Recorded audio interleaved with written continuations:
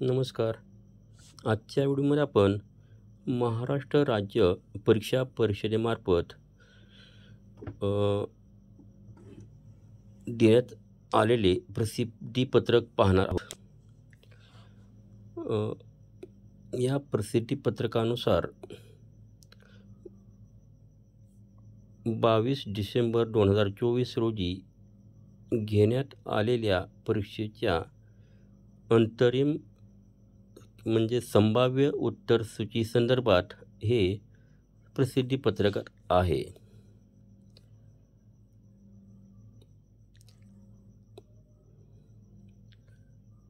या प्रसिद्धीपत्रकानुसार महाराष्ट्र राज्य परीक्षा परिषदेमार्फत रविवार दिनांक 22 डिसेंबर 2024 रोजी घेण्यात आलेल्या राष्ट्रीय आर्थिक दुर्बल घटक विद्यार्थ्यांसाठी शिष्यवृत्ती योजना म्हणजेच NMMS परीक्षेची अंतरिम म्हणजे संभाव्य उत्तरसूची परिषदेच्या https://www.mscpune.in व 2025.mscnmms.in या संकेतस्थळावर प्रसिद्ध करण्यात येत आहे. या उत्तरसूचीवर प्रश्नपत्रिकेतील कोणत्याही प्रश्नांवर आक्षेप असल्यास त्याबाबतचे निवेदन परिषदेच्या संकेतस्थळावर ऑनलाईन स्वरूपात करता येईल. सदर ऑनलाईन निवेदन शाळांकरता त्यांच्या लॉगिनमध्ये डॅशबोर्डवर व पालकांसाठी 2025.mscnmms.in या संकेतस्थळावर इंटेरियम ॲन्सर की अंतरिम उत्तरसूची या हेडिंगखाली स्वतंत्ररित्या उपलब्ध करून देण्यात आलेले आहे.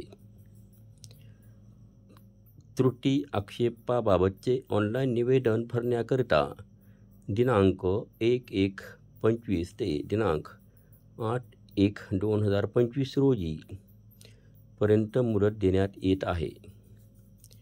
दिनांक 8/1/25 विहित मुदतीनंतर त्रुटी आक्षेपाबाबतचे निवेदन स्वीकारले जाणार नाही.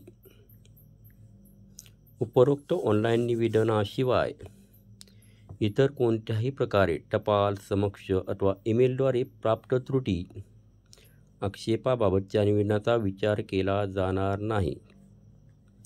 उपरोक्तनुसार विहित मुदतीत प्राप्त झालेल्या ऑनलाईन निवेदनांना वैयक्तिकरित्या उत्तर पाठविले जाणार नाही.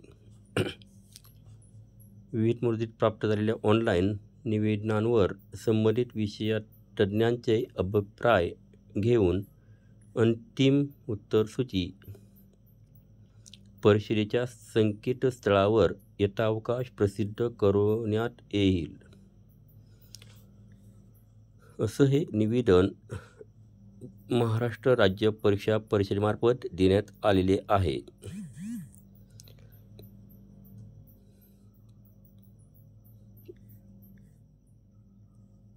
धन्यवाद.